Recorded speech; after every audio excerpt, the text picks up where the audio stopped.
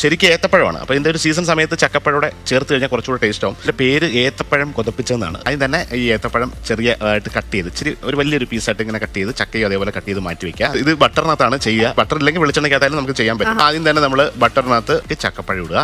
ചക്കപ്പഴം just ഒന്ന് വഴറ്റിയെടുത്തു. അതിൻ്റെ ഒരു കളർ ഒന്ന് മാറുന്ന സമയത്ത് അത് സൈഡിലേക്ക് മാറ്റി വെച്ചിട്ട് വീണ്ടും ഏത്തപ്പഴം ഇടുക.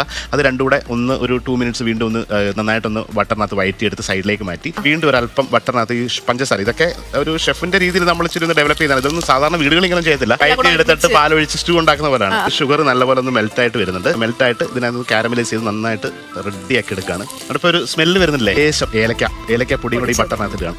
എന്നിട്ട് നല്ല കട്ടിയുള്ള ഒന്നാം പാലിലേക്ക് കുറച്ച് അരിപ്പൊടി, പുട്ടിൻ്റെയൊക്കെ പൊടി ഉണ്ടല്ലോ, ആ പൊടി വീട്ടിലുള്ളത് അതുകൂടെ ഒന്ന് മിക്സ് ചെയ്ത് കുറച്ച് ലൂസായിട്ട് ഉണ്ടാക്കിയിട്ട് ആ അരിപ്പൊടിയൊക്കെ ഇരുന്ന് വരും. കുറുകി വന്നിട്ട് ഇതാണ് അതിൻ്റെ പരുവ്. എല്ലാം ഒരു പ്രത്യേകതരം ഫ്ലേവറാണ്. ഈ പഴത്തിന് പോലും ഒരു സ്വാദ് വേറെ ആയിരിക്കും. കുറുക്കി ഈ പരുവത്തിൽ എടുത്തു കഴിഞ്ഞാൽ ഏത്തക്ക കുതപ്പിച്ചാവും. ഇത് അപ്പം ഇടിയപ്പത്തിലൂടെ ഉഗ്രൻ ബ്രെഡിൻ്റെ കൂടെ കഴിക്കാൻ പറ്റിയ സാധനമാണ്.